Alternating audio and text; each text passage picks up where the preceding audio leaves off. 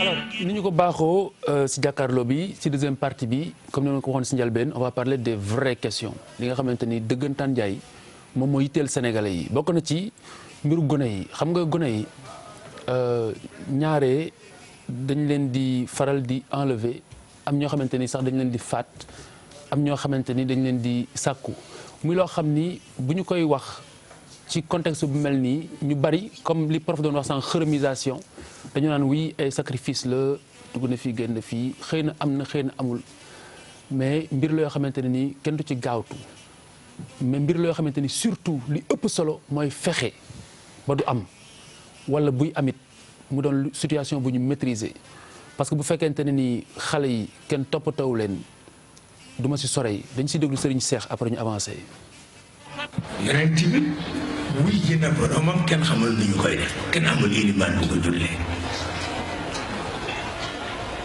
dañu mujj dajale xale yi parce que xale yi dañu soppoon yonent bi dajale jigéen ñi parce que yonent bi dafa soppoon jigéen ñi ñu dajale compagnon yi parce que lu ne dañ nañ ko ci moom groupe bu ne ñu ni leen ñëw leen ñaanal ko pour wax la ne xaleel kenn du ko xeeb keroog li ñu ñaanal yonent bi man ñi saa ñaanal ñu ko parce que seen xol dafa sell te dañu jege borom bi seen xol dafa sell moo tax xaleel wattu ko nii ñuy def ñun jàpp xaleel di caw ak di ko saaga jox ko pot mu yalwaan ci àll bi kooku xaram na mutlaq kenn du ko def kenn du ko def parce que xaleel alalu yàlla la loolu moo tax dañ ci bàyyi xel la ndax Maodo. alors Birima comment tu réagis. ça c'est beau. C'est beau, tu es génial Khalifa vraiment Khady kontaan na ci yow.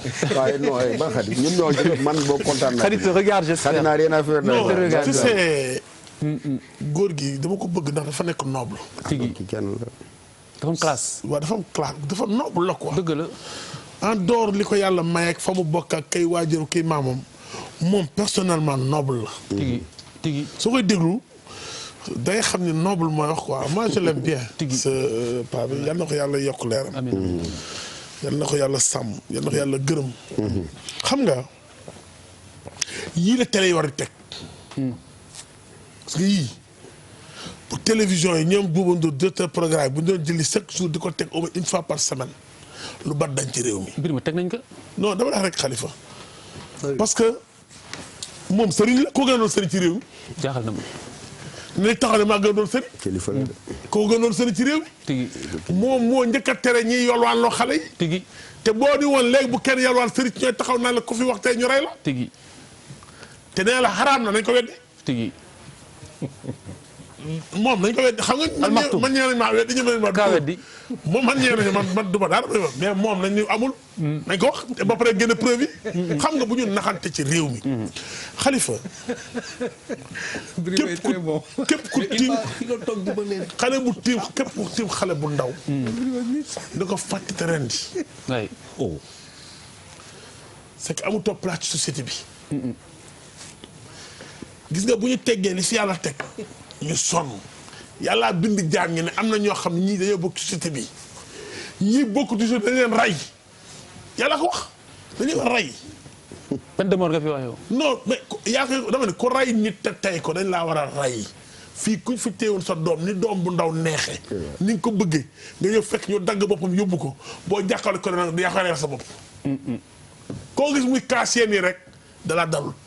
yàlla bu man nag maa ngi ñaan yàlla di ñaan bépp jullit man moom yàlla bu mu dal suñu doom vraiment loolu mosul parce que ren di xale say loolu c'est extraordinaire c'est que déjà rey nga xale dem na mais yàlla te xale bi nga rey sax moo gën a seddale xoolal ndeyam xoolal baayam xool ay frère am mais ren di nga leen te deewaguñu. tigi parce que sa doom mën na feebar dee nga xam ne yàlla mooy rek la rey sa doom mën na nga mais nga teel doomu jàmm nga rendi ko arbitrairement parce que non c'est extraordinaire man de dinaa xam man ku rendi sama doom man a jàppee rendi sa doom. dama rendi déet bu rendi doomam je te jure non damay fayu. waa déet waaye bu parce rendi que non doomam parce que nag dañoo war a protéger réew mi. waay sëñ bi seetlu woon leen xaw ma nag lan la mais heure bu élection jub see ñuy rendi xale yi.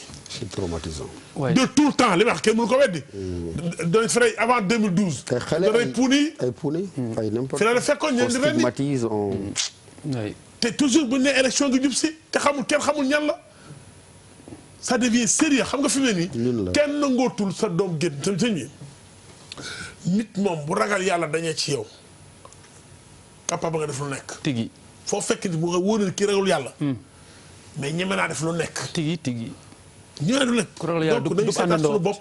merci Birima état moo war a protéger réew mi. te man xaw ma service bi fan la bokk. ministère de la bonne gouvernance et de la protection de l'enfance. d'accord ak conseil ministre de l'Intérieur technique war nañu fi toog xam nga dañu war a protéger réew mi. protection de l'enfance moom ci réew mi amu fi. benn ministère mus ko fay doxal. on va y arriver. non amu fi amu ci réew mi parce que dëkk de 60 à nos su ma jours. la dégloo di nga épuiser temps bi yëpp xaaral ma ñëwaat si yow. Bouba vas-y. waaw mais c'est vrai que c'est regrettable quoi di ko xalaat sax dafa doy waar quoi.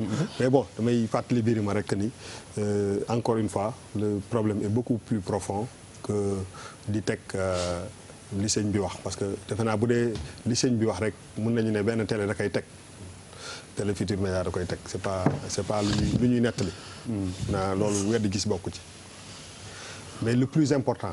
moom mooy loi. dafa war a protéger xale yëpp. mais on s'attend à quoi c'est-à-dire que dëkk boo xam ne boo génnee saa yi xale yu am 2 ans yi ñoom la ñu bàyyi ñu dax ñu nekk comme ay bàyyi ma ci mbedd mi. mais il faut pas qu'on s'étonne que ñu jàpp ay xale di leen rey loolu c'est-à-dire lii nii benn cas la du li ëpp important li ëpp importance mooy kan la ñuy li sëñ bi wax nii mais kan la ñuy arrêté nax suñu bopp. ay kañ la ñuy arrêté laxatu ci diine xam nga man tuuti naa ci wax ci mbirum diine suuti naa ci da nga koy ragal sax mais am naa xel am naa bët am naa tànk maa ngi dox am naa doom te xam naa sama doom fan la ma toll mais pourquoi sama doom war a gën doom buy bàyyi ci mbedd bi c'est-à-dire que pourquoi am na ay affaires yoo xam ne su ma ko defee sama doom je risque la prison c'est-à-dire que dafa am benn contradiction sax ci yoon ci wàllum loi c'est-à-dire que ban loi laa bëgg ñu wax ma bu fekkee ni réew yi dafa am constitution mu am loi yu ñu garanti c'est-à-dire que man li ma bëgg a xam moom mooy que ban loi mooy def la différence entre mon fils Philippe Ndour et Doudou Ka mi nekk ci mbedd bi am 2 ans je veux qu'on me dise c'est-à-dire que pourquoi ñu xaar ba ñu rey benn xale ñu toog naan nit dañu bon sacrifice politicien du c'est pas le problème des politiciens je ne pense pas que mun nañu dal ci politiciens yeeg yooyu yëpp mais je ne pense pas que kenn ci politiciens yi am na aussi pour bëgg nguur xanaa pour rey nit mais le plus important n'est pas là c'est-à-dire que le plus important mooy am na ñuy dee tey dox am na xale yoo xam ne dee nañu dëgg la kay wallaay mais Khalifa dañu dem ba nga xam ne ñu banaliser ko kañ la ñuy toog ñu wax ci àlli kalaj gi des vraies questions mais ak fit bi mu laaj ngeen topp politique bi rek non du wax loolu de waxuma ñun ñuy toog de dama ne Sénégal laa wax dama ne gis nga pour régler le problème des enfants là dafa laaj fit te fit boobu la kenn amagul fitu lan non parce que dafa am ay sujets yoo xam ne tabu la amul kenn non dëgg la bu dee question marabu yi ngay wax loolu almaktum rek la naka léegi non dama ne non mais dëgg ma ne extrait bu sëñ bi wax waaw sëñ bi wax ñu teg ko yàlla na suuf sedd ci kawam yàlla nañu yàlla yéexe mais dama ne loolu le problème n'est pas là sëriñ bi li mu wax mais tënk na lépp mais par rapport à la réalité qu'est-ce que ça représente aujourd'hui léegi loo ma la wax ñun ñëpp seen doom suñu doom yi pourquoi nos enfants sont protégés d'autres enfants ne le sont pas et loolu mooy question bi nga xam ne lenn moo ko mën a régler yoon mooy régler boo jëlee sa doom bàyyi ko abandonné ko yoon dal sa kaw très bien mais yoon boobu tant que appliqué wuñ ko mais les enfants dañ leen di bàyyi seen bopp loolu mooy problème waaw c'est très nga baal ma am passionnant toute précision c'est par rapport directement phénomène xale yi ñu jël wala c'est lié à non mais c'est lié à la protection de l'enfance de manière générale li xew fan yi nag moom mooy prétexte bi parce que dafa mel ni xale yi dañu tumuranke ci réew mi pas mel ni dañoo tubaab waaw dañoo tubaab mais damay commencer sànq rek bu ma réagir naan la c'est génial di féliciter c'est une belle inspiration nga tegal ñu ki nga xam ne ni ko Birima waxee vraiment fauteuil bi moom fees na ko lool muy kilifa ne woon trésor ci réew mi wax dëgg yàlla maay fàttaliku barki démb rek ma dégg ay xale di warante naan nee na may leen te ngeen cee def ndànk parce que bëri na ñu koy déglu te dégguñu ko parce que la muy wax xam-xam ba muy charrier nga tibbee ko fu nekk dans toutes les dimensions du savoir dafa xaw a dis trop donc wax dëgg yàlla ñuy rafetlu sa inspiration bi ñu ko indilee moom avant-gardiste la woon mooy bokkoon ci li nga xam ne wax dëgg yàlla c'était pas un obscurantiste maanaam daawul am fu muy wéeru pour di légitimer ay pratiques yoo xam ne c'est des pratiques sociales qui n'ont absolument rien à voir avec la religion moom bokkoon na ci ñi nga xam ne daañu doon dimbale ñu def la différence entre li nga xam ne diine la ak li nga xam ne sos la ñun ñoo ko yokk mu méngoog suñu aada ak suñu cosaan te diine dax ko la protection de l'enfant moom boo ko dégloo sax da ngay xaw a jaaxle boo déggee sax ne am na un ministère da ngay xaw a jaaxle non moi je parle très franchement je parle vraiment objectivement da ngay xaw a jaaxle parce que boo gisee situation xale yi tu te dis que vraiment bu ñu la ne am na un ministère boo xam ne moom ci loolu day donc lay yëngu mais c'est pas tout dans presque pratiquement chaque département am na sous département buy toppatoo affaire enfance waaw mais xam nga loolu man dama ragal ni mooy li may faral di wax rek entre guillemets cosmétique institutionnelle c'est la cosmétique institutionnelle comment AEMO non c'est AEMO waaw boo déggee lan si ñi yor affaire xam tu AEMO ñu dans les régions là bari na fi de bari nañ kay dañoo liggéeyal dara nag vas-y prof agalil waaw ma ne boo ko déggee day mel ni cosmétique institutionnelle ça veut dire que tendance mondiale bi boo bëggee capter ay fonds il faut nga créer ay structures de prise en charge de l'enfance dafa mel ni mën na am c'est pas très loin du marabout qui envoie les enfants manger waaw loolu yëpp mooy li ma la wax c'est-à-dire que même ci loolu noonu je l'ai déjà parlé c'est-à-dire da ngay légiférer jël ay mesures ana mesures yi fi jëloon yi da nga koy fàttaliku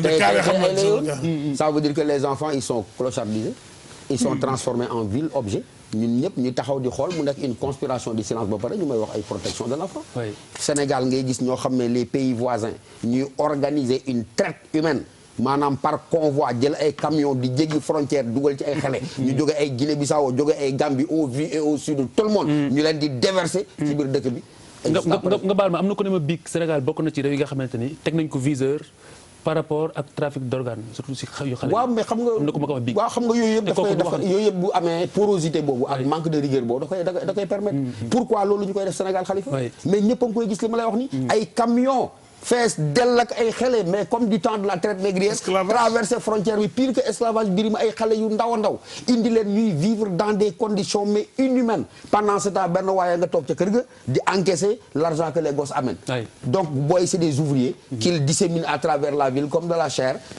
au temps de la traite négrière après booy bu ñëwee mu nekk benn business boo xam ne business hideux di am ci li nga xam ne mooy li ñu gën a fonk ñun loolu mooy ñi yelwaan après am na ñuy fàq waaw am nañu seen i waajur sàgg waaw mais boo ko seetloo ñiy fàq jóge ci kër nii fàq proportion bi amul solo amul dimension bi nga xam ne bariwul c'est très rare parce que société bi quand même bari na ay mécanismes de régulation am na bàjjan am na nijaay à tel point que fàq boobu dina am dans des cas isolés mais ce n'est pas encore un fait endémique mais li endémique mooy ñi utiliser ces enfants là di ko commercer les pouvoirs publics di ko gis kilifa yi di ko gis ñu ne tekk di ko seetaan. après on me parle de estimé à 5 milliards. mais après on me parle de protection de l'enfance. il paraît que ça rapporte 5 millions de francs. 5 milliards de francs xaw nañu ko écorché. mais il aura l'occasion de nous dire qu'est-ce que les actions qu'il déploie au quotidien. parce que quand je regarde froidement. je pense que les enfants sont laissés à eux-mêmes. xam nga enfant moom xale moom dafa am benn lu ñuy wax genre statut universel c'est-à-dire. boo demee États-Unis l'enfant dafa am ay droits. boo ñëwee si dans un pays pauvre dafa am ay droits. moo tax ba mënoo def sax ce qu'on appelle la discrimination en convoquant un peu li professeur di wax. est-ce que suñu ay xale lañ ñun wala xale yi ñeneen la.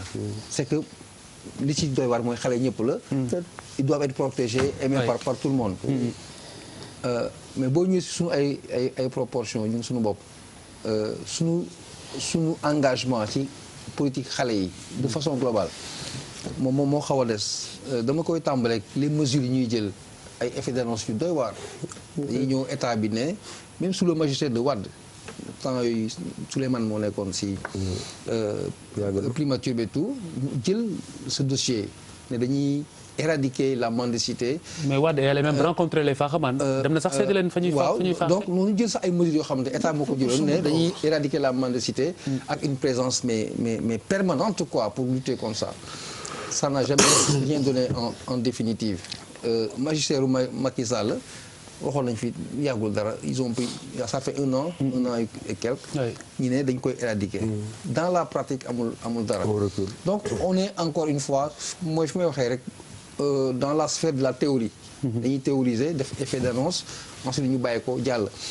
ay affaire di ñu dabaat di ñu rattraper mooy scandale yi ngay dégg nii di rey ay xale di def ay ñaawteef du fi dañ mais benn aspect bi Khalifa boo xam ne il faut que ñu tenir ko en compte pour man c'est extrêmement important parce que dañuy wax protection de l'enfance mais les enfants viennent des adultes il faut que les adultes également dafa am benn lien ça peut pas être luy virtuel luy jóge nii rek que l'enfant soit protégé parce que l'enfant et l'adulte dafa am benn lien il y a un link donc il faut que la société prenne en charge. L'enfant est le père de l'homme disait l'homme. La société prenne en charge ces deux dimensions linké ko pour mu mun a am un résultat léegi li ma ciy teg pour ne pas monopoliser la parole. Ce que tu fais. Bon je t'imite quoi. Non demal en profondeur. demal Il faut aller en profondeur. Je reviens sur l'essentiel. Oui. La politique de l'enfance. Oui. nañ ko jël mu nekk une vraie réalité. tigi et mu ñu éloigner ko. dans la sphère. tigi purement bu ñu théorique. ko deful fi ñu jëm du sotti. Voilà. Professeur. balaa ma ñëw Charles.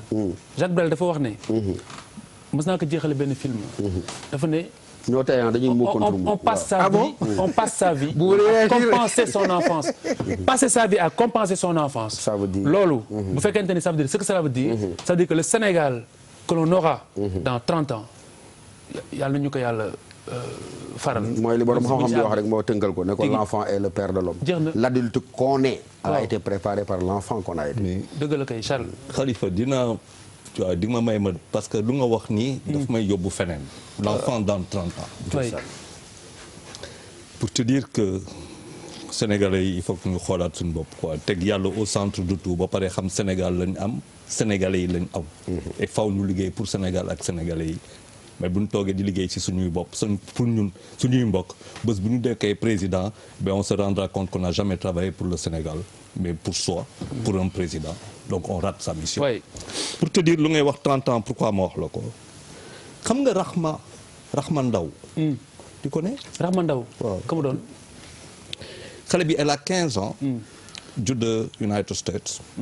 elle est dugg foofu nekk américaine. à 12 ans elle fait une théorie en mathématiques. nekk kàngam à 12 ans. oui. nekk kàngam. des prix Nobel de la paix di ko rencontrer. dinañ ko rencontrer kàngam. nekk ci benn nu ñu koy waxee benn cercle. ñoo xamante ne dans le monde ils sont 100 000 nous sommes 7 milliards 500 millions habitants. ñu nekk ñoom 100 000. da ko wër. ci biir cercle boobu ça veut dire intelligence yi 90 ñooñu quoi.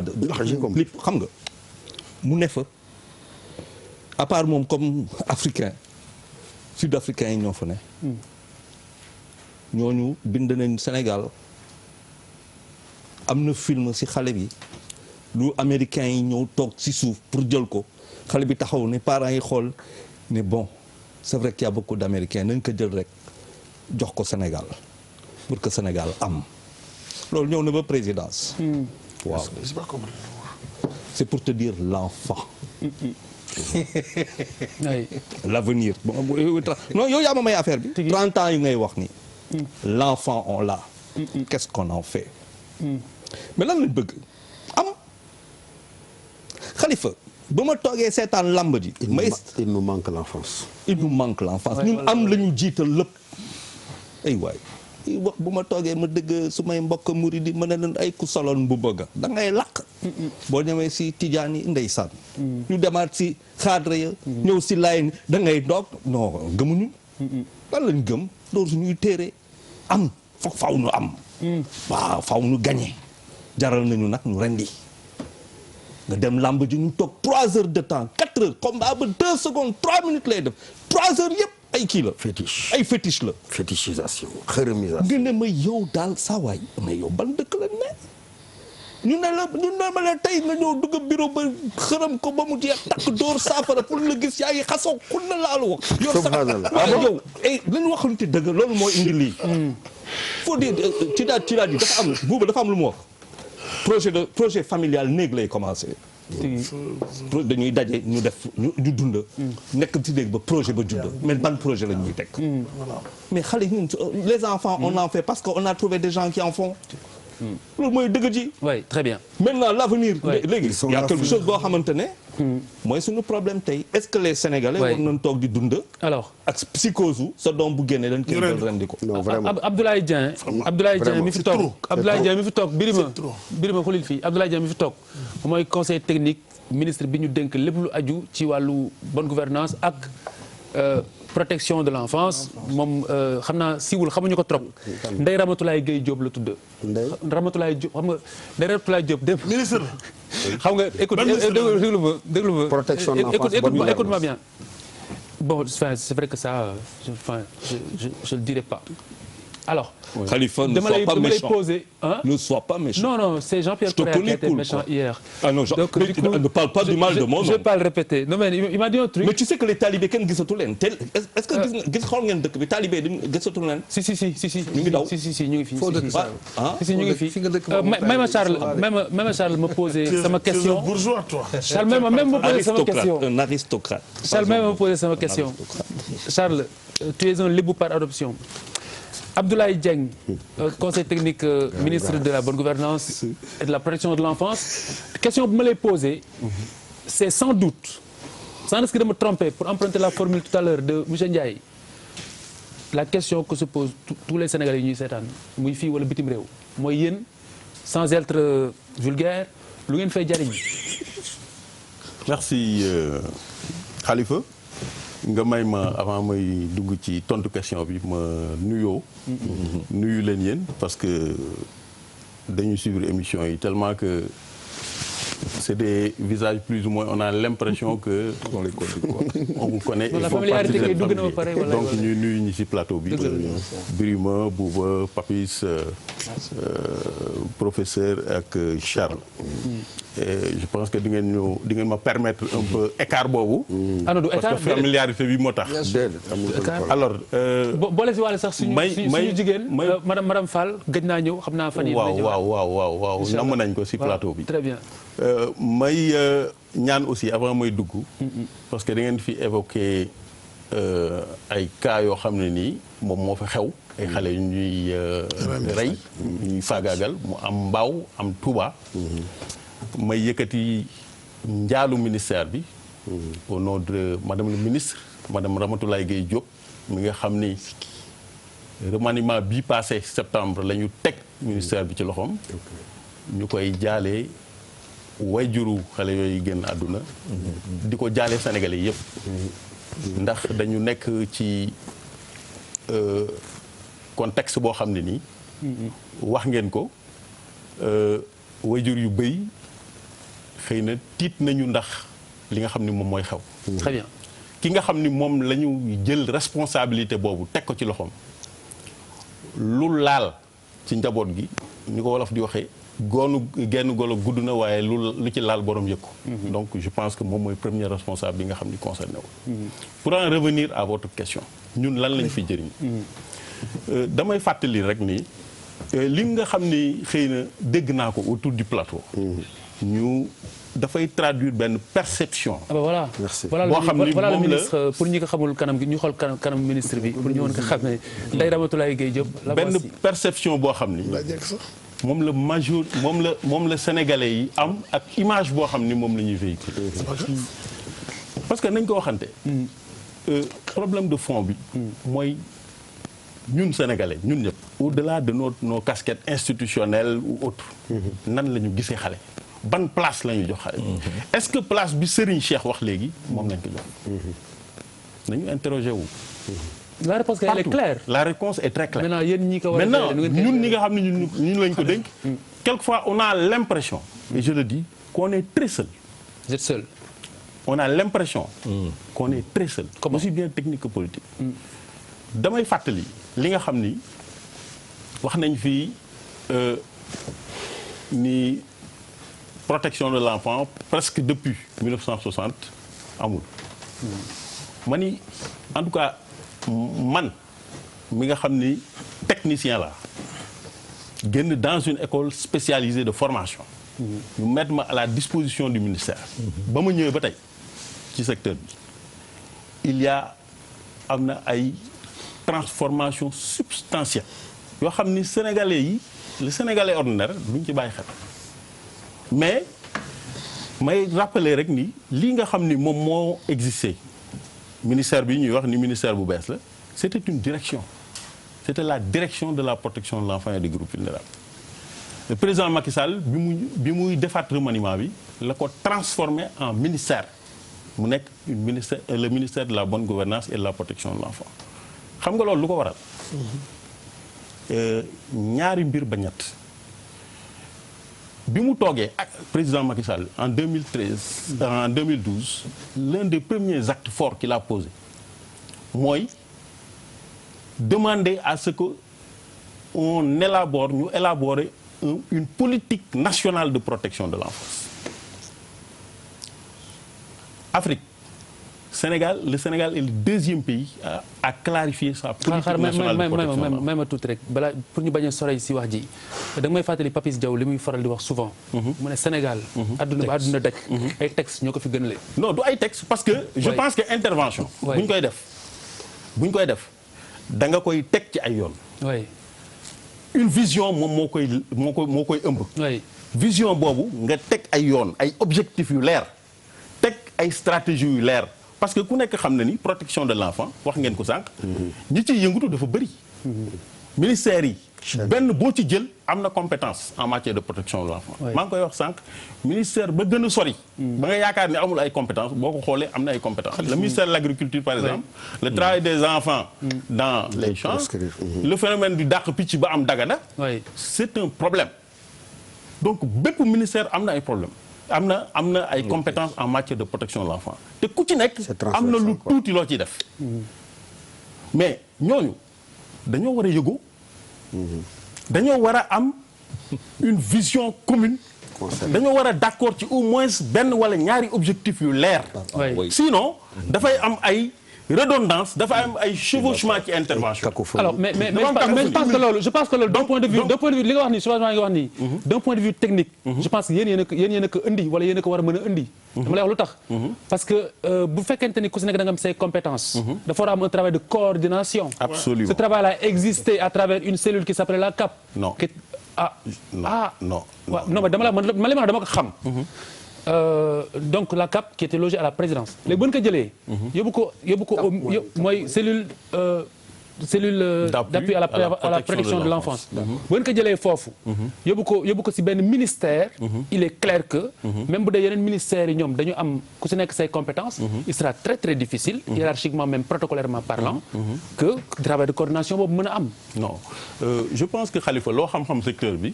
waroo ma ko gën a mën a xam man mi nga xam ne. mooy depuis 2011 man néew ma dama bëgg mu leer man néew ma maa la gën a xam. mais du ma si wax lu ma xamul. absolument mais dama lay wax ni. parce que voilà. li nga wax ni CAP moo doon assurer la coordination. en réalité ça ne se passe pas comme ça. c'est la direction des droits et de la protection de l'enfant et des groupes vulnérables. moom moo conduire tout le processus. de l'élaboration de la stratégie nationale bi ma lay wax nii. non moi je parle pas de ça. moi je non dama lay wax rek CAP xam nga lan lay jëriñ xam nga CAP lan la doon jëriñ d'un point de vue global. non dama lay wax xam nga CAP lan la doon jëriñ. mission d'appui la.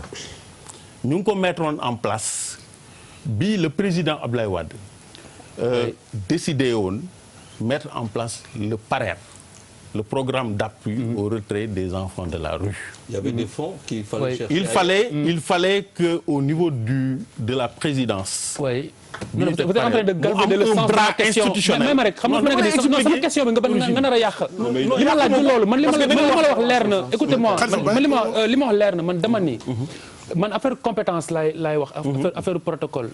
le fait que structure bu mel noonu nekk à la présidence de la République. mooy gën a aisé.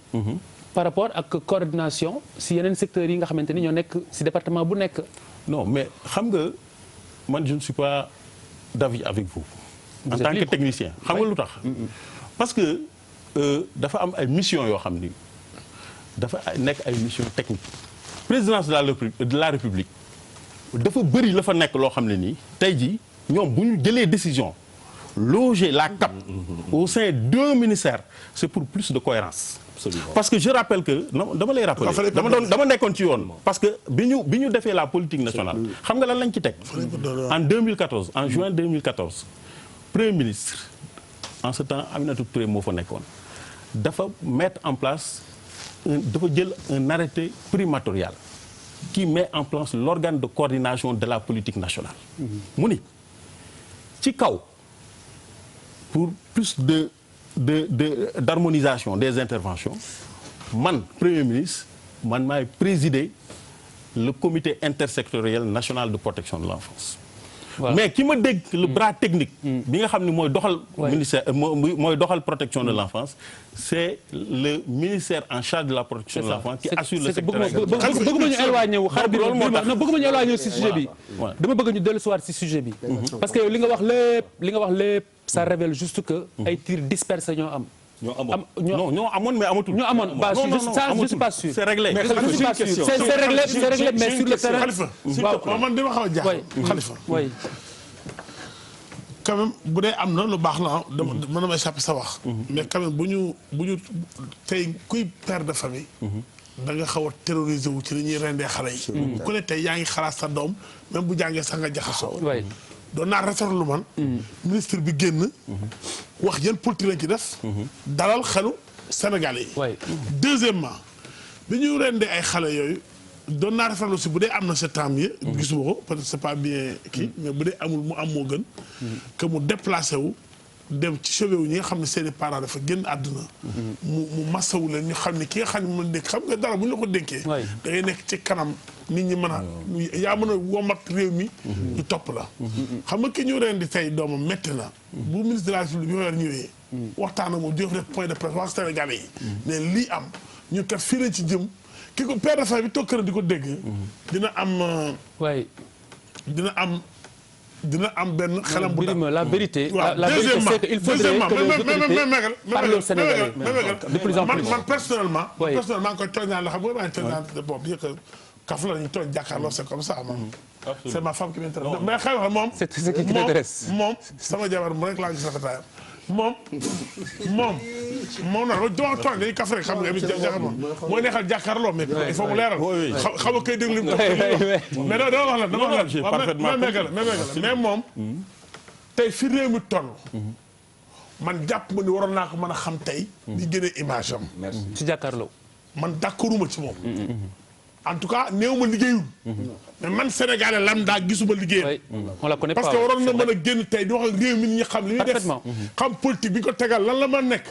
nit ñi mën a xam lan mooy parce que affaire xale dafa sensible. Birima te moo gën a métti ci réew mi te xamu ko. Birima li nga wax li muy révélé mooy li ñu wax sànq rek. les vraies questions. waaw duñ ci wax. non vraiment xam nga parce que l'enfance c'est une vraie question. mais Khalifa sànq dama wax ba gis nga suñuy problème. Les enfants, nous sommes près de 16 millions de Sénégalais. Ouais. Nous sommes 70% de la population à moins de 30 ans. Ouais. 14 millions, hein, le chiffre officiel. Non, c'est 16 millions. 15 millions 700 et quelques, près de 16 millions. C'est 16 millions pratiquement.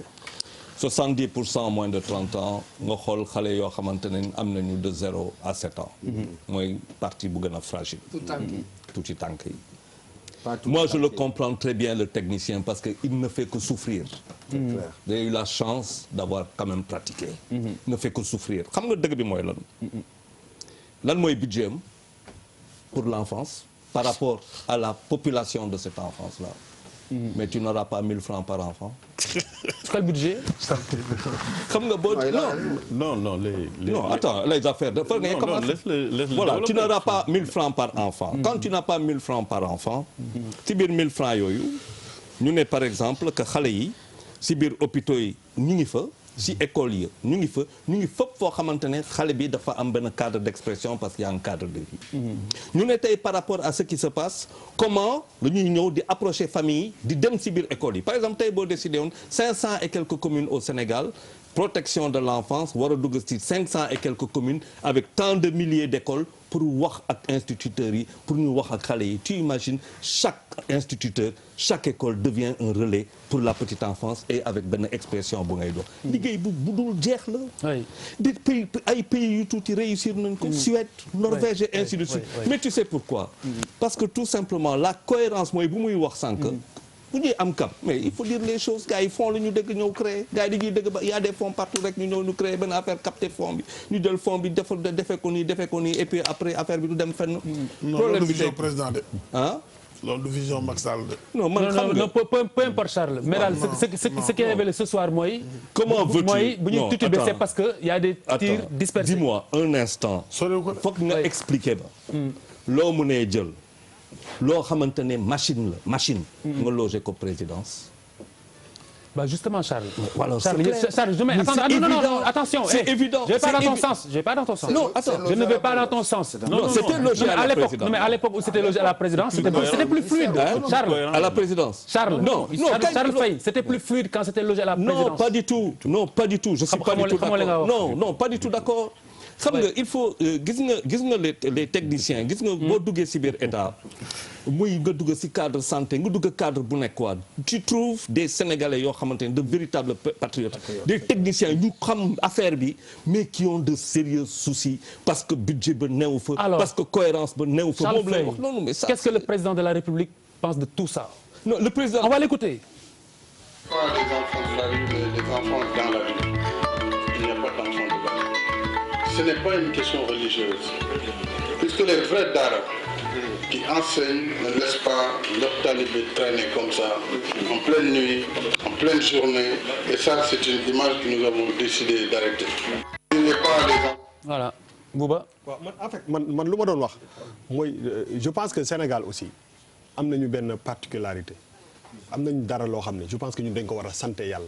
trop parce que ñun ñëpp am nañu ay doom mën nañu à la limite un peu décrire personnalité suñu doom yi parce que boo yàggee tukki nga dem extérieur lu yàgg nga gis xale yi ni ñu mel foofu ak xale yi ni ñu mel fii nga war a apprécier vraiment l'enfant sénégalais ñun dafa am ay mbir yoo xam ne dafa am ci réew mi ay réalités yoo xam ne moo tax ni ñuy dundee en famille ak ni ñu sama doomu quartier bi yëpp la Sénégal ngay gis sa doom génn ci mbedd bi def lu mu warul def sa voisin tëgg ko mbéj. waaw mais loolu amatul de. waay loolu amatul fii. waaw mais defal ndaak non quand je dis quelque chose ça veut dire que tey jii nii man sama doom bu génnee ci mbedd bi def lu mu warul def sama voisin dóor ko bu ñëwee dama ko naan dama ko ci yokkal ma ne ko merci. mais loolu yow la. mais non déggoo ma ne la tey jii nii en général mën ngaa gis sama doom muy def lu mu warul def. C'est une façon de parler. C'est-à-dire que il faut pas xam nga lu mu ko bés bu je pense que loolu mi ngi fi te du fi mës a jóge loolu moom mu ngi fi. voilà loolu mi ngi fi te loolu dafa am chance munoo ko amoo ko ci yeneen réew yi kenn xamul kenn xale bi ci quartier bi ñëpp xam nañ ko donc dafa am base boo xam ne ñun dañ ko am te pour man société bu am ay millions de nit 17 millions 20 millions du ñàkk bis ñëw nit def tooxi duna mu metti mais aussi bu mu ñu tax a xool globalement xam nga lan moo xew ci réew mi dëggantaan. je pense que Sénégal am nañu benn chance boo xam ne il faut ñu gën ko saisir. c'est-à-dire que aujourd'hui par rapport ak nit xale yi normal yi.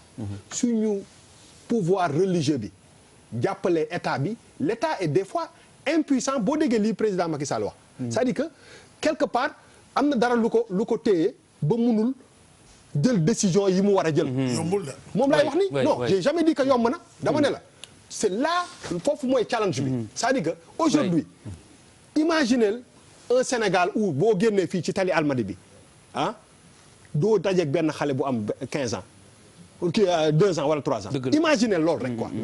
lan lay régler ci problème parce que on a des acquis on est dans un pays boo xam ne saa yi nañ ko xool. nañ leen ko xool ci suñu jarbaat yeeg suñu doom yi. xale sénégalais.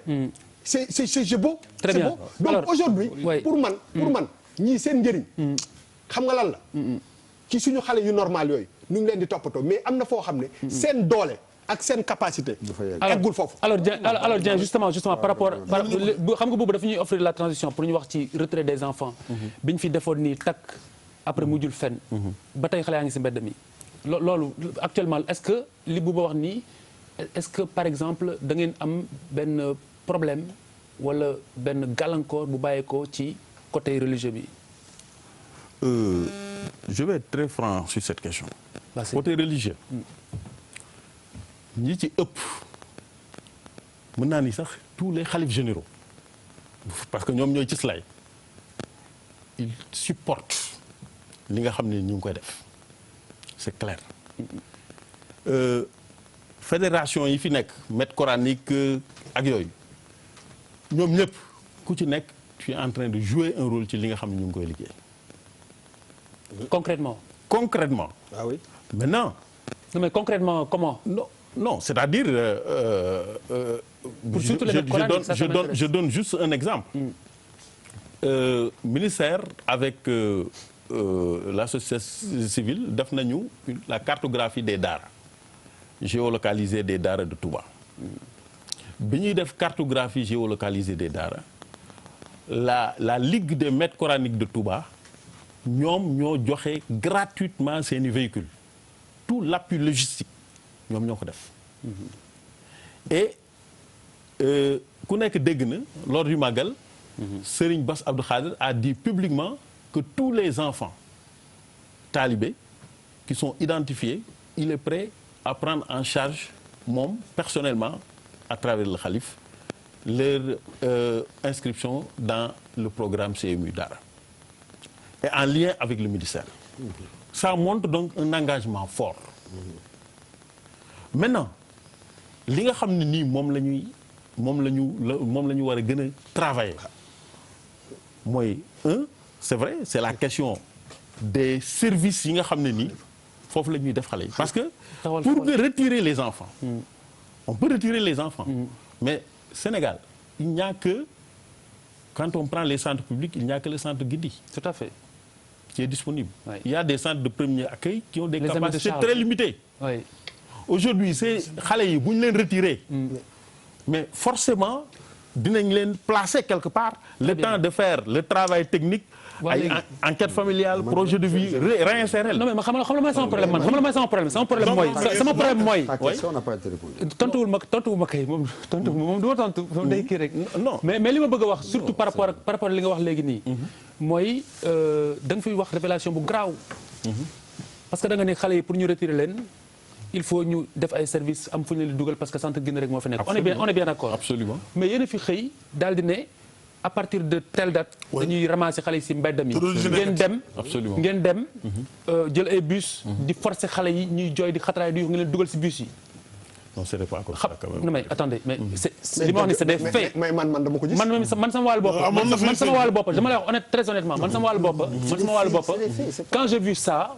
et du coup tey. conforté nga li ma ci xalaatoon que ni c'est à la suite d'un sujet de reportage diffusé sur une chaîne française montrant la situation notamment à Saint-Louis le lendemain cette décision a été prise donc elle n'a pas été préparée donc évidemment du ngeen am fu ngeen def xale yi.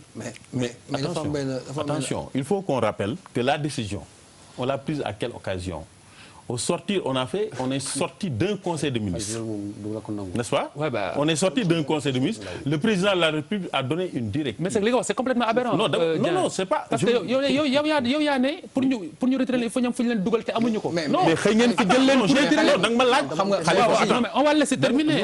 Khalifa la da nga ma laaj quelles sont les contraintes. parce qu'il y a les politiques. non les contraintes non c'est la nekkoon parce que les contraintes c'est des contraintes donc il faut quand on retire des enfants mais dinañ leen placer dans des structures d'accueil n'est-ce pas?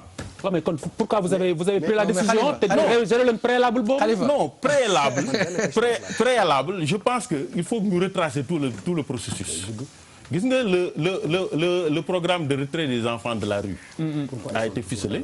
man loolu ma jaaxal. Non c'est un processus. c'est que li Charles wax ne vous êtes technicien et vous souffrez et qu'il comprend. Ça je le comprends. Non quand le président de la République donne une directive. Il faut arrêter avec le au président. sortir d'un conseil de ministres. Pour dire non nous sommes des fonctionnaires. Oui je suis d'accord mais il faut arrêter. C'est-à-dire il y a des Sénégalais on est là pour des Sénégalais. Moi c'est ce que je disais et j'ai ba may entamé dama ne sànq. Et c'est ça le drame du président de la République. da nga fiy nekk ministre da nga fiy nekk directeur sa bopp ngay xalaat say mbokk ak ay question un jour nga nekk président war a xalaat sénégalais yi et tu te rends compte qu'il y a un fossé ñu ngay nommé ak ñoom ñu ngi toog di xalaat seen bopp loolu mooy suñu problème Sénégal boo demee tey centre Talibou Dabo pour des enfants handicapés nga xool hôtel bi lu ñu ko construire nga ne mais quel est le fonctionnaire qui a comment peux-tu penser ay des handicap moteur amoo rampe bu ngay yéeg. Non mais ça c'est pas choquant ça veut dire ce pays là c'est une succession de chocs. dañ leen di may bus. wane ko ci télé bi. mais attends mais je suis bien placé moi je suis bien placé je suis l'ambassadeur de ces enfants le parrain de ces enfants c'est-à-dire c'est une succession de scandales ce pays. waaw mais non man en fait man fenn laa ko bëggoon interpeller. c'est le c'est-à-dire que pour man. pour ngeen appliquer lii ngeen bëgg a def mais où est-ce que vous mettez le côté pénal de tout ça. ça veut dire boo leen jëlee xale yi ngeen def leen ci ay oto yóbbu. dugal leen feneen réinsérer leen feneen. mais yeneen xale dañuy ñëw c'est-à-dire que aujourd'hui xam nga lan mooy wax ji. prendre un enfant. def ko ci mbedd mi muy yalwaan ngay encaisser mais c'est un délit. c'est un crime. ça veut dire que aujourd'hui gis nga lii pour mu nekk. pour mu sotti c'est-à-dire que mënu leen gëmm seen bët. yéen vous êtes des civils. ça veut dire que aujourd'hui am na wàccuwaay boo xam ne su ma ko deful ak sama doom. mais c'est un délit. un crime aujourd'hui ce qui règle ce problème là. moom laa lay wax ni dama ne il faut pas ñu jéem a nax affaire bi gis nga fit bu ma la nee. courage waay tey jii nii ku jël ay xale ku jël ay jigéen. ñuy jaay seen bopp ci mbedd mi bu ñu ñëwee nga tëj leen jël leen bu ñu la jàppee rek nay denc. boo wax jigéen laa wax de yuy jaay seen bopp ay majeur yoo xam ne am nañu ay adulte nga jël ay xale yu am 2 ans. nga jël ci 10 ou 20 ou 30 ou 50. di ci commerce. ñu xam fi nga dëkk. du ma dem jël xale yi dama lay jël ne la. jàpp ci xam nga moi je sais que vous n'avouerez pas. Birima de toute manière Dieng n'avouerait pas avec ne va pas avouer avec ne va pas nous avouer que en réalité il n'y a pas de politique pour l'enfance au Sénégal. Non quand même. Du moins parce que li nga wax ni moo ko révélé yow tu nous as révélé 2 choses.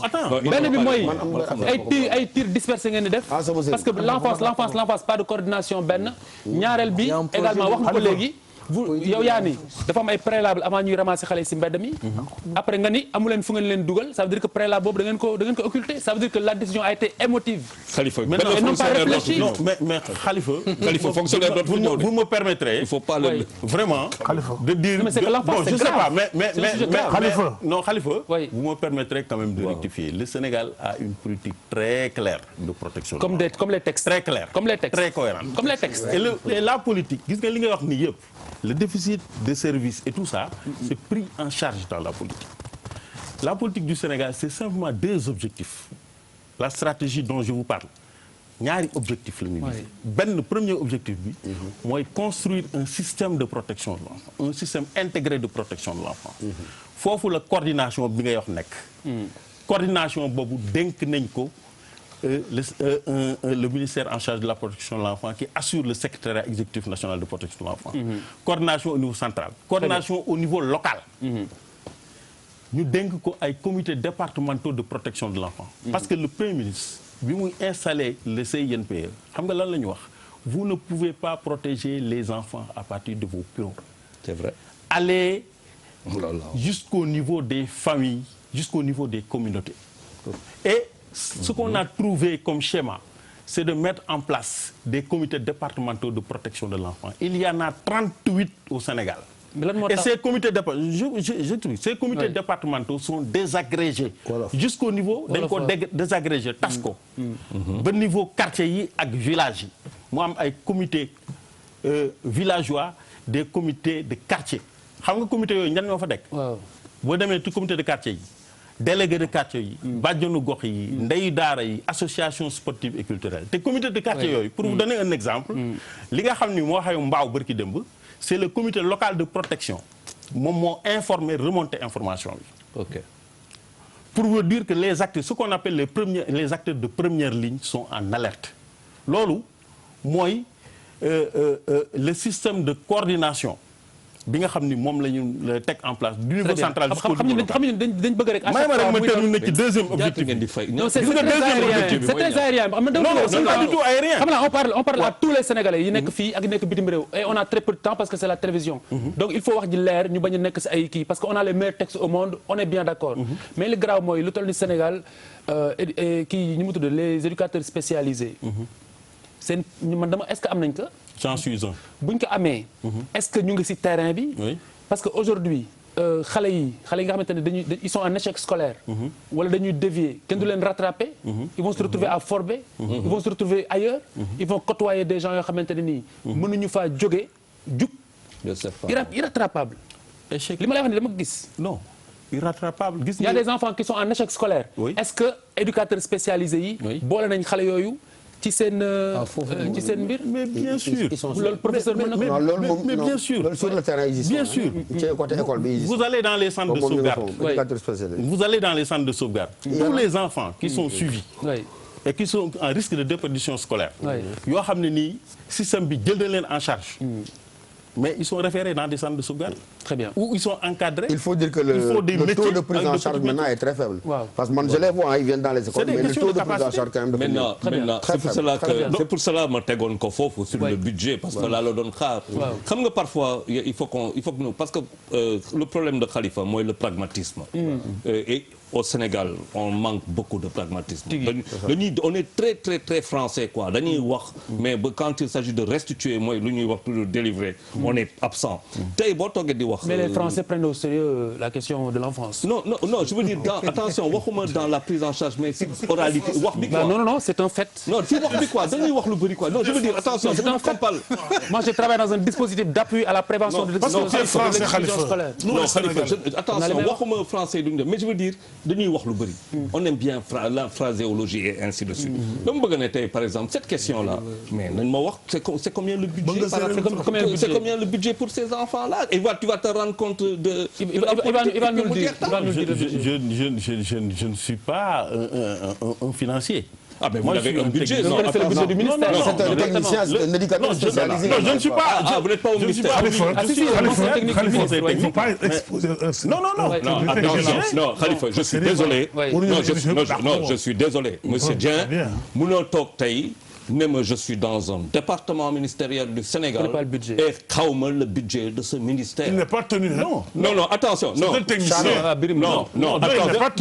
attention. Non, je suis désolé. Non, Birima, s'il te plaît.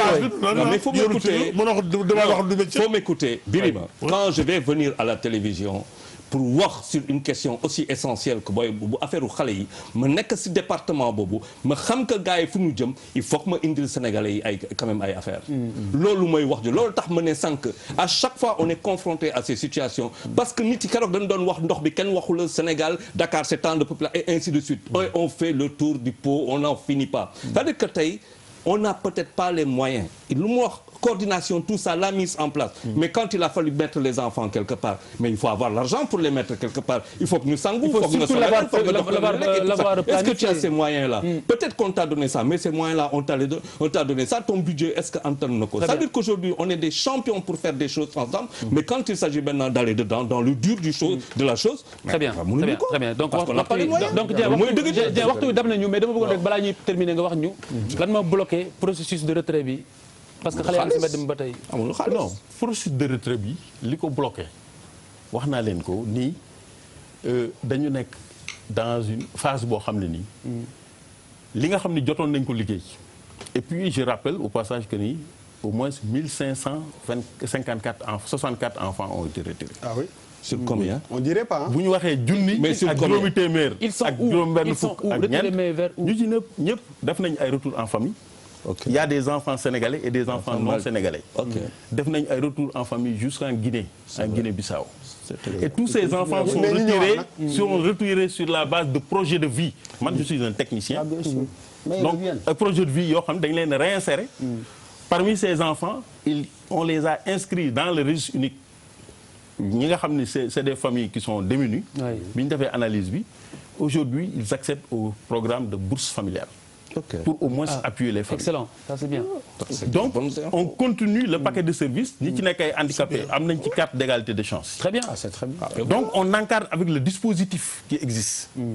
Maintenant bi ñu jàngatee le plan de retrait gis nañ ni il faut renforcer li ñu tuddee le paquet de services. Paquet de services bi centre yi nga xam ne ci lañ lay dugal ci la bokk. La synergie des interventions entre les différents acteurs nga xam ne ñii ñooy dem en gros réparer la charrue avant les bœufs. Non ñii ñooy dem génn ji non c'est pas réparer la charrue avant les bœufs. am ngeen xaalis Mais je voudrais vous dire que Khalifa ñun dañu nekk dans un état organisé où quand le président de la République donne une directive on l'exécute kooku amul. En tout cas tu es calme et pertinent. C'est ça le problème. Donc on est allé dans ce sens-là. Maintenant nous sommes certains que ce problème-là du état rek moo am solution. C'est une responsabilité collective. Alors dernière question comme fi mu nekk nii inquiétude parents yi ñëpp wax nañu ko. Est-ce que si seen département am ngeen benn genre dispositif wala benn système d'alerte bu ngeen di wàcc. Mais comité de quartier yi ak comité de kii yi ak comité villageois yi c'est des dispositifs de veille et d'alerte. Maintenant au niveau central je pense on est en train d'ajuster pour créer ce qu'on appelle un système d'alerte au niveau central qui va travailler avec les communes. Excellent. Mais nga may ma terminer ci benn alerte. Rapidement Dieng. Bu bëri ma souligner sur la visibilité de madame le ministre. Gis nga bi mu ñëwee. Le premier acte qu'il a posé mooy wàcc sur le terrain. CDPE yi ma wax les comités départementaux. Elle est allée visiter les CDPE de Guédiawaye, de Rufisque. Il faut prévoir, il faut communiquer. Je suis bien d'accord. Il faut communiquer. Je suis bien d'accord. On peut le concéder. Oui. Mais pour man, en tant que technicien, c'est la première fois que je vois mon ministre descendre discuter directement avec les acteurs de proximité. C'est son rôle. Les acteurs de proximité. C'est son rôle. Je le dis très honnêtement. C'est son rôle. Abdoulaye Dieng, merci. Merci Abdoulaye Dieng, conseiller technique du ministre de la bonne gouvernance et de la protection de l'enfance. Je pense qu'on n'a rien à vous dire en tant que technicien. Très franchement, vous avez apporté tout ce qu'il fallait. Gis-gis pour terminer.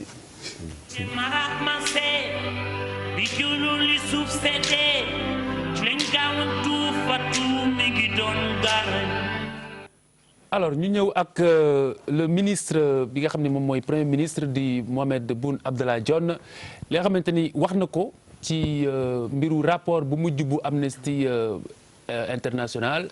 Je vais retrouver le texte pour pouvoir vous le lire yéen a ngi koy gis en même temps que moi ci écran bi dama leen koy tekkil ci olof pour ngeen mën a ànd ak ñun ci mbir mi anam yi nga xamante ni noonu la ko jëwriñ ju jëkk ji waxee moom dafa ne. moom Mohamed Boun Abdallah Dionne dafa am politiciens yoo xamante ne nii ñu ngi nëbbu maanaam wane ñu seen xar kanam di ooy seen bopp société civile di attaquer gouvernement bi ci rapport bu Amnesty International bi mujj ñooñu dañu ne Sénégal dafa dellu gannaaw ci wàllu ak yelleefu homosexuels yi ak lesbiennes yi te nee ne ñoom dañuy wax ne Macky Sall dafay xeex groupe yooyu nee na ndokk yàlla bu fekkente ni groupe yooyu la Macky Sall di xeex Birima.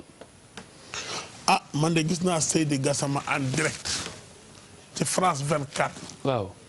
maa ko seetaan mi ngi may dégg. moom bu boobu noo porte plainte mu ne Sénégal day xeex góor jigéen di défendre daal. que ñun Sénégal dañuy xeex góor jigéen dañuy xeex loolu da koy défendre. waay xam nga Khalifa yooyu ñun bi ñu juddoo nañ ko fekk ci réew mi mu soom problème. ñii ñëw wute xaalis yooyu rek dafa ba réew mu ne ñun yàgg la ñu gis. doomu aadama moo bari ay mbir yu ci am dëkk bu nekk loolu da nga faral gis te du am benn problème daawuñu gêné. mais gêné mais nag aussi réew mu ne dafa am lu tàmm ak lu mu xam. très bien. ma nga def li nga bëgg mais bu fekkee du aada réew mi du bëgg-bëgg réew mi boo ko bëggee imposer réew mi yaa exposé sa bopp. très bien Papis. Sénégal dafa am fu mu far ba pare. vraiment boo fi jiitu président boo fi ñëw fi da koy bàyyi booy ñëw fi nga koy fekk. c'est-à-dire je pense que le président Macky Sall s'est montré intransigeant sur la question. on a des valeurs il l'a dit très clairement moom mooy suñu ay valeurs. li fi ëpp solo ñu am ay gëm-gëm lañu. mooy aussi bien l'église que l'islam ñu si bëri foofu la ñu wéeru. loolu la ñu gëm. mais l'église et l'islam xambay sax. quel que soit le président ce combat va continuer. Bouba bon man je pense que tey jii nii ku toog te teniroo en compte cette réalité si àddina bi da ngay nax sa bopp. Pourquoi je le dis ñun ñi am chance su dëkk à l'extérieur pendant longtemps aujourd'hui dootul ay problème mu borom ñaari tur yeeg loolu ça va au-delà de ça ki nga xam ni ñi nga xam ne réew yu mag yi la nga xam ne ñoom ñoo ñuy à la limite dimbale chaque fois il faut que pays africains yi xam ni beneen bataille moo ubbeeku mooy résister à ça au fait que li nga xam ne ñoom permettre nañ ko seen dëkk yi ba nga xam ne léegi ñu légaliser mariage homosexuel ak loolu dafa nekk une réalité dootul détail si ñoom ba nga xam ne réew mu ñu ëpp doole di la jox xaalis dinañu jéem a wañ sa loxo donc je pense que taxawaayu Sénégal dafa war a dëgër si côté boobu à 100% parce que ce n'est que le début. Je pense que fii ak 10 ans. il va falloir qu'on résiste. pour que li nga xam ne moom mooy xew ci dëkku nasaraan yi mu wàññi ñëw suñu dëkk. Professeur. Parfaitement d'accord. Alors. Faisons attention à la communication. Alors Dieng. Parfaitement en phase avec le Premier ministre. Très bien alors Erdogan mooy njiitu réewum Turquie moom également ci tukki mi nga xamante ne ñëw na fii mu ne daañu former. ci école yi seen école Turquie dañu former attends je vais lire d'abord en français nous allons former dans les écoles que nous mettons en place maanaam daañu former ci école yi nga xamante ne moom la ñuy taxawal ak seen fondation Maarif au Sénégal génération yoo xamante ne ni dinañ bëgg seen réew waaye tamit dinañ liggéeyal seen réew ak seen i jaboot Papis. bëgg sa réew ak bëgg sa jaboot mu ngi première condition bi mooy may leen jàmm. moo jàpp tëj 40 000 personnes ñoo di wax ay waxu càng ak ay comme Erdogan il faut même pas l'écouter. alors même pas l'écouter. non man du vraiment doy Erdogan di ma intéresse parce que Turquie c'est un pays démocratique ñooy fal seen dama ne réew la bu ni démocratique néew dictature amu fa c'est pas une démocratie amu droit loolu ñoom la lañ tudde seen bopp seenum réew vraiment tant que seen waa réew ña ngay accepté la man sama li ma am si amoon solo daal mooy réew mi ñuy wax Sénégal que ñu fexe ba ñu effectivement ñu mën fi yar xale yoo xam ni benn si d'abord démocratie la fexe sax nit ñi mën a màgg mën a jëriñ seen réew. Très bien Dieng. waaw je pense que président de la République bi ko recevoir je crois que am nañu une certaine intelligence au niveau géostratégique bu tax ñu consolider axe boobu. Très bien man damay xaw a méfier wu tuuti. ci souvent opinion internationale image bi ñuy joxe puisque je suis un peu frileux depuis l'affaire Kadhafi que nous vous avez bien raison, il faut prendre on l'a diabolisé à un certain moment ouais. donné après on s'est rendu compte qu'il n'avait pas tout à fait tort. Absolument. Alors on n'est pas dans cette même logique avec Erdogan. Pas tout à fait, il n'avait pas tort du tout. En tout cas dans le contexte bi ñuy wax nii alors Charles. Mais je sais que Erdogan incarne une ligne oui boo xam ni xëy na c'est pas la ligne la mieux partagée dans le monde. Absolument. En tout cas il faut qu'on fasse attention par rapport à cette analyse. Très bien alors Charles. Maintenant xam nga chinois indien belge russe turc français bienvenue. ak ñeneen ñi. Bouba. Espérons que le Sénégal finira par être restera toujours sénégalais. Mais Charles. ça ce chauvinisme là à deux balles là. non depuis Ndioum. depuis Ndioum vraiment Charles tu marches sur la tête. Attention mais tu mais professeur je sais pas qui t'habille. On termine alors qui t'habille. mais on laisse Bouba vas-y. mais man je pense que en dehors de li xew Turquie tout ce qui se passe ak politiquement ci seen dëkk. je pense que ñun ñëpp gis nañu benn méthode bi nga xam ne yow Salim. oui. tegoon na ko fii et je pense que si li ñu gis. parce que li ma retenir ci affaire dañu ne woon ministre de l'éducation nationale doomam fu la doon jàngee ça veut tout dire. c'est-à-dire que il faut pas tout refuser. Oui. je pense que en dehors de l'aspect politique. du problème avec Yavuz Salim. il y a quand même une méthode qui peut nous réussir ici au Sénégal. et je pense que li ci gën a baax dañ ko war a jël. si Erdogan peut organiser fii participer pour que parce que professeur peut-être dina d'accord ak man suñu njàng mi ci wàllum niveau sooxe na donc peut-être que am na lu mun a apporter ci méthode ba nga xam ne suñu doom yi. pour rebondir sur ça. dama déglu tey collectif xaw ma parents d'élèves yi ñu wax tout ce qu'ils avaient dit là ils l'ont pas fait. Ils n'ont pas fait mooy remplacement bi. ils n'ont pas fait. non mais man je parle de la méthode quoi. man méthode bi laay wax waxuma. non il s'est rien passé. élèves tasaaroo nañ dem 3000 personnes. professeur. demande ay xaw ma remboursement inscription. c'est-à-dire am na loo xam ne man mënuma ko c'est-à-dire kooku pour ma déglu ko dafay xaw a jafe. déjà am na benn parti bu mu naan dinañ créer loo xam ne Sénégalais yi ñu ngi koy former mais boo jëlee. kan nga jógee fële man di ma jàngal nu ñuy former ay doom yoo xam ne ils vont être patriotes. Ça c'est une insulte. Tu viens là-bas, tu t'installes ici, tu vas m'aider à former des gens qui seront vraiment patriotes. Qui vont servir le pays, quoi. Qui vont servir mon pays, quoi. C'est lui qui va les former. Des gens qui peuvent me servir. Non, Birima, je répète. Nous allons former dans les écoles que nous mettrons en place. Voilà. Avec notre fondation. Des générations qui aiment leur patrie. Qui travaillent pour leur pays, pour leur famille. Oui, mais le prof di wax. Il n'y a rien de méchant. Prof il m'a bien entendu. waaw. baal ma nga jox wax ñeneen leen doon jàngal ñeneen ñoo leen doon jàngal bu français. amul lu muy jàngal amul français jàngale yow. non mais pop Birima. yéen ñëpp français yi leen jàngal. Birima déglu ay patriotisme la ñuy jàngal. On nous a jamais proposé des cours sur le patriotisme. On est plus patriotique. xam nga la. dëgg la excuse-moi. parce que benn moo ñu dese. xam nga problème bi c'est quoi.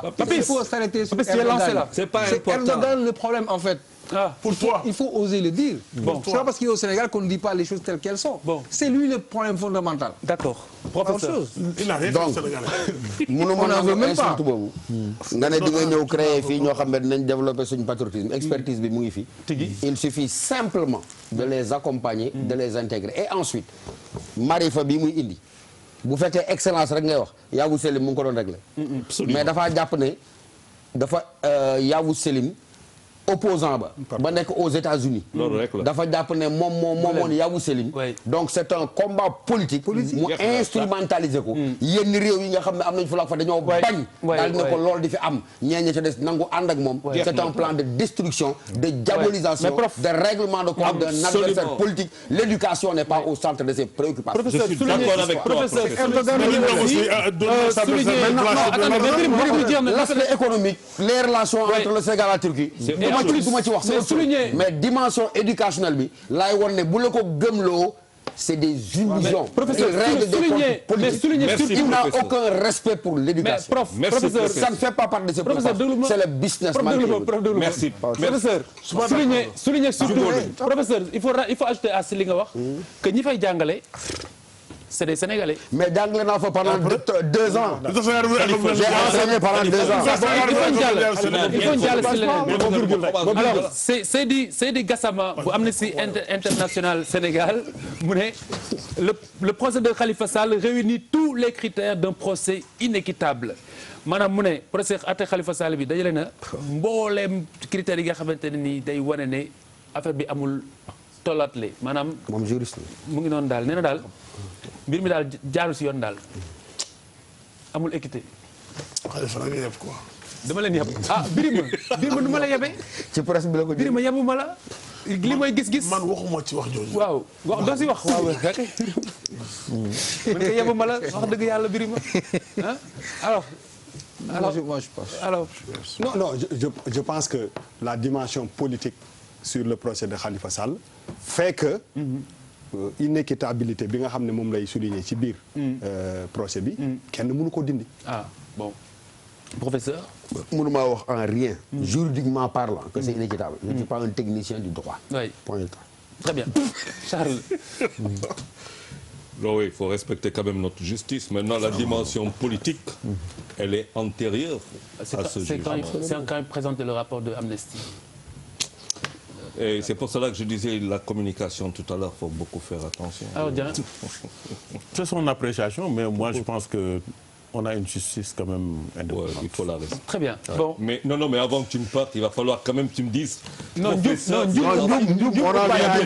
de Ndioub ou pas? On parle de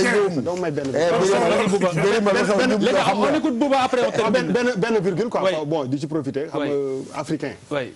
ñu ñëpp ay africain lañ. tigi parce que li xew tey Burkina. waay baa mënuñu def émission bi te vraiment aussi c'est vrai taxawuñ ci quoi. c'est vrai wax que ni vraiment. c'est vrai l'autre chose aussi boo xamante ne nii il faut ñu wax ko te dañ si dellusiwaat mooy sargal bi nga xamante ni en Égypte le cinéma égyptien dina sargal le cinéma sénégalais parce que Moussa Touré. la ñu fay sargal. Khalifa dernier truc dañu am sponsor. xam nga nag du kii non dañu am sponsor bu tudd Sonam. non dafa ndax ñu ñuy accompagner depuis des années. def confiance dafa ndax nekk ñi nga xam ne ñoo njëkk a nekk def confiance émission bi. ñu am ay résultats yu am solo nekk la première assurance au Sénégal. La plus intelligente aussi pour être avec voilà pour être avec nous non mais moom laay wax ni donc. Les autres. waaw mais waaw d'accord mais. quand même intelligent.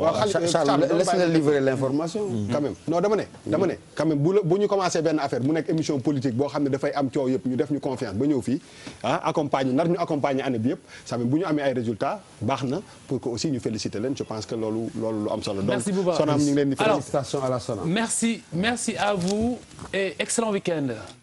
And we gaze upon the times of freedom.